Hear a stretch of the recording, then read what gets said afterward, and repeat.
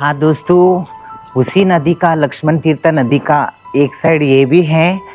Wow, यहाँ तो bridge भी बनाया गया है।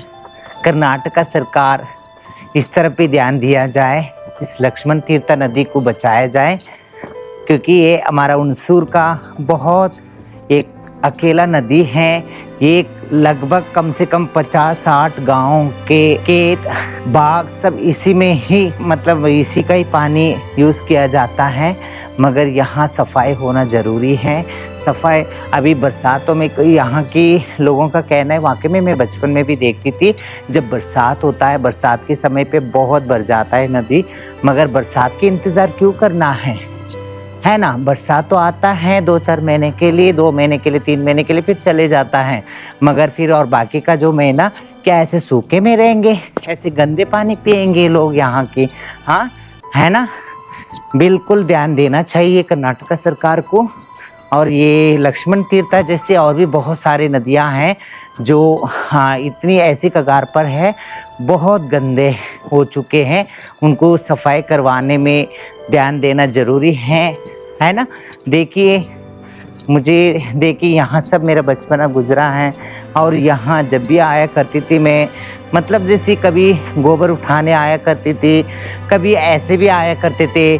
तभी मेरी माँ या मेरी मासियाँ सब जैसे हमारे घर में कोई त्यौहार होता तो पहले नल का नहीं होता था घर पे।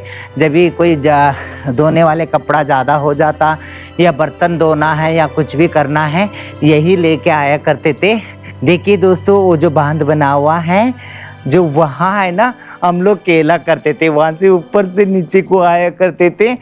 तुम्हें सबको पता है ना, मैंने एक बार बता रखी हूँ, जब 6-7 साल की थी, जब हम लोग सब नहाने के लिए आए थे, मेरे साथ मेरे मासी की लड़कियाँ भी आए थे।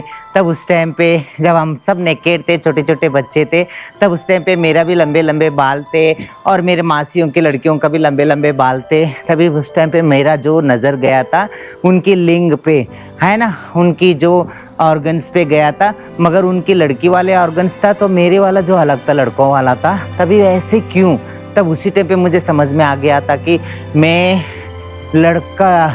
लड़की होके, मतलब जैसे आत्मा से लड़की हूँ, मतलब जैसे लड़का होने के बावजूद भी मैं लड़का नहीं हूँ। तभी मुझे पता चला था दोस्तों। देखिए, यही नदी है ना। यहाँ थोड़ा सा सफाई नज़र आ रही है। और इसके बाद जो वहाँ मेरे पापा को है ना, तो वही दफना रखे हैं, जो वो सामने देखिए वहाँ जी, वो शमशान घाट है। मेरे पापा को वही दफना रखे हैं।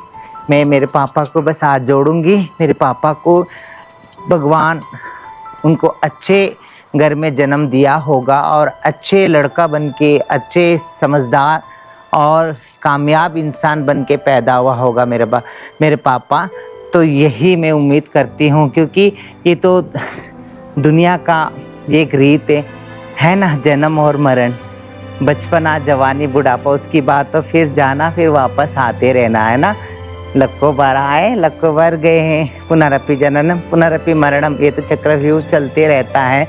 मगर इस जन्म में मेरा पिताजी बने थे, तो उनका मेरा चेहरा भी नहीं देख पाई।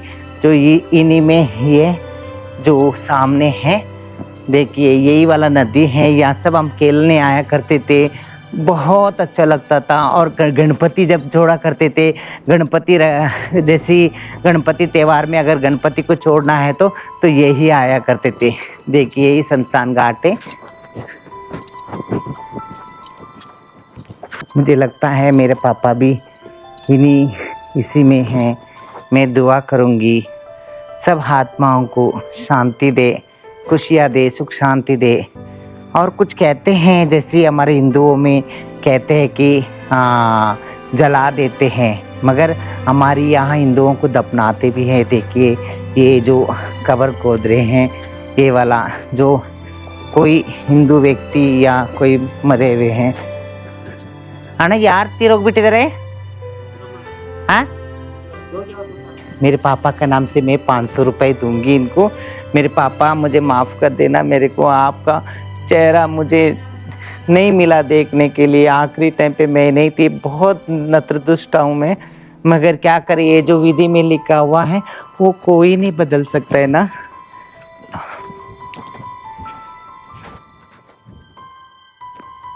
जो हकीकत तो यही है और सब झूठे हैं, है ना।